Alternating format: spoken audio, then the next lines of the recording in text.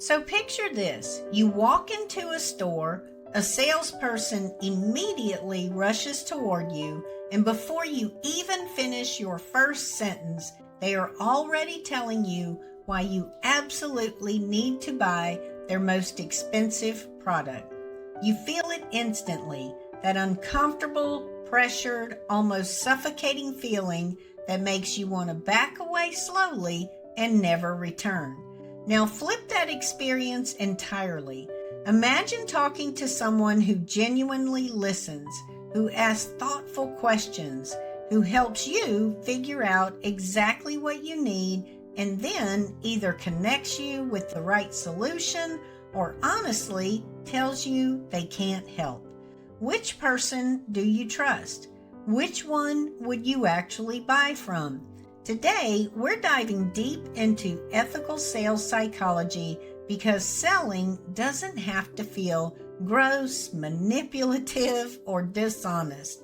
In fact, the most effective sales approaches are built entirely on genuine human psychology and on real trust and authentic connection. And here's what most people get completely wrong about sales. They think persuasion means pressure, but real persuasion, ethical persuasion, is something entirely different. Let's break down exactly how this works and why understanding this could genuinely change how you think about sales, marketing, and even everyday communication. Let's start with the foundation because if you miss this, nothing else matters. People don't buy products or services. They buy solutions to problems and pathways to feelings they want to experience. This sounds simple, but it's actually profound when you really sit with it. Every single purchase decision a human being makes is emotionally driven at its core. We use logic to justify, but emotion is almost always what gets us there first. The neuroscience supports this beautifully. Antonio Damasio's research on patients with damage to emotional processing centers in the brain revealed something remarkable. These patients retained full cognitive function, but they became almost completely unable to make decisions. Without emotion, the decision-making process essentially stalls. What this means for ethical sales is that helping someone connect emotionally with how a solution will genuinely improve their life isn't manipulation. It is actually meeting people where their brains naturally operate. The key word here is genuinely. We're not fabricating emotional responses. We're helping people to access emotions that are authentically connected to their real situation. So how do we do this ethically? It starts with something called active listening. And I mean real active listening, not the performative kind where you are just waiting for your turn to talk, but true active listening in a sales context means you are genuinely trying to understand the full picture of what someone is experiencing. You ask questions not to steer them toward your predetermined answer, but because you're actually curious about their world. There's a concept called mirroring, which comes from Chris Voss and his work in negotiation psychology. When you subtly reflect back what someone has told you, they feel heard in a way that is viscerally satisfying. And when people feel genuinely heard, something interesting happens in their brain. Trust begins to build. Cortisol drops slightly. They become more open and more willing to engage. This isn't a trick. It's basic human attachment psychology. We are wired to connect with people who demonstrate that they understand us. And here's where it gets really interesting. And this is the part that most sales training completely ignores. The most powerful ethical sales technique is being willing to tell someone that your solution isn't right for them. I know that sounds counterintuitive, maybe even financially reckless, but think about what happens psychologically when someone does this. You immediately differentiate yourself from every other salesperson that person has ever encountered. You signal that your interest is in their genuine well-being, not in extracting money from their wallet. And paradoxically, this dramatically increases trust and therefore dramatically increases the likelihood that they'll either buy from you when the fit is genuinely right, or they'll send everyone they know to you. Referrals built on genuine trust are worth exponentially more than a single transaction built on pressure. This leads us into something that psychologists call social proof, but in its ethical form. We are deeply social creatures. Our brains are constantly scanning for signals about what other people like us are doing and choosing. Sharing authentic stories from real people who have genuinely benefited from a solution is powerful, not because it manipulates, but because it helps people to see themselves in a situation they might have been struggling to imagine. The ethical version of this means you only share stories that are genuinely representative. You don't cherry pick the single best outcome and present it as typical. You're honest about what results look like across a realistic range of experiences. This respects your audience's intelligence and builds the kind of credibility that actually lasts. Now let's talk about scarcity and urgency for a moment, because this is where ethical and unethical sales diverge most dramatically. Fake scarcity is everywhere. The countdown timer that resets, the limited spots claim for something with unlimited capacity, and here's the psychological cost of this that people rarely discuss. The human brain is actually quite good at detecting inauthenticity, even when we can't consciously identify exactly what feels off. When artificial urgency is manufactured, there is a subtle but real erosion of trust that happens in the prospect's mind. They may not be able to name it, but something feels wrong.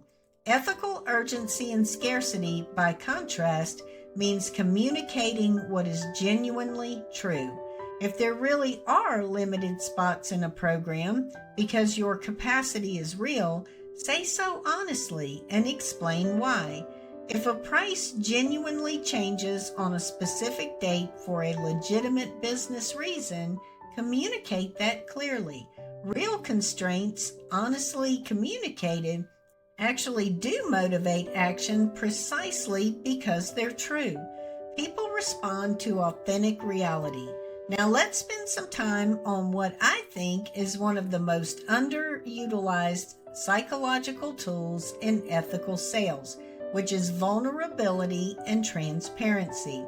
There's a fascinating phenomenon in social psychology around what researchers have called the pratfall effect, named after a study by Elliot Aronson. He found that when highly competent people make minor mistakes or admit imperfections, they actually become more likable and trustworthy, not less. This translates directly into sales communication.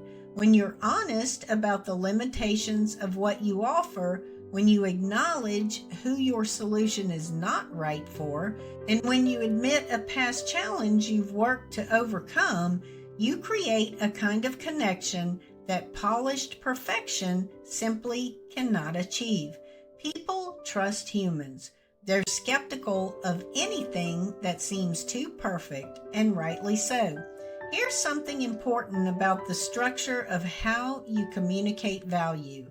There's a tendency in sales to lead with features and the specific details of what something is or does. But human beings process meaning and make decisions based on outcomes and transformation, not specifications. And the psychological sequence that actually resonates moves from identifying the problem that someone recognizes in themselves to connecting with the emotional weight of that problem, to painting a clear and honest picture of what life looks like with that problem solved, and to finally explaining how the specific solution creates that transformation. When this sequence is followed honestly, it doesn't feel like sales. It feels like someone understands you and is offering help. That distinction is everything. Let's also address objections, because how you handle someone's hesitation reveals everything about whether your approach is genuinely ethical. Most sales training teaches objection handling as a combat sport, a series of techniques for overcoming resistance. Ethical sales psychology reframes this entirely. Objections are information. There's someone telling you what they need to understand more clearly before they can feel safe making a decision. Responding to an objection with genuine curiosity rather than a scripted rebuttal does something psychologically powerful. It reinforces safety. It communicates that you're not there to overpower their resistance, but to help them think clearly. Sometimes responding to an objection honestly means agreeing with it. Sometimes it means acknowledging that the timing isn't right. This kind of honest engagement is what separates a transaction from a relationship. Something worth addressing directly is the language we use. Certain words and phrases trigger what psychologists call psychological reactance, that automatic resistance that rises up when we feel our freedom of choice is being threatened. Phrases that create pressure, urgency through fear, or that imply the person will lose something essential if they don't act create short-term compliance sometimes, but they damage trust.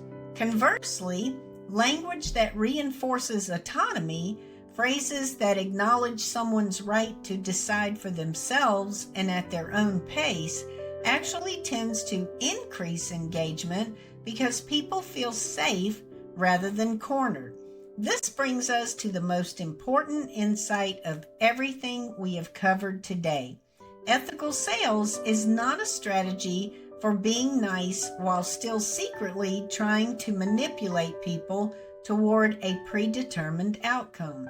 It is a fundamentally different orientation toward the people you're talking with. It treats them as intelligent adults who deserve honest information, genuine empathy, and the full freedom to make decisions that are right for them. When your sales approach is built on this foundation, something remarkable happens. Your conversation rates actually improve, not because you found better manipulation tactics, but because trust is the single most powerful force in human decision making. People buy from those they trust. They refer others to those they trust. They return again and again to those they trust. Building that trust through genuinely ethical sales psychology isn't just the right thing to do, it is also, when you look at the long arc of any business relationship, simply the most effective approach there is. If this shifts how you're thinking about sales and persuasion, drop a comment below and share which part resonated with you the most, because the conversation about ethical influence is one worth continuing together.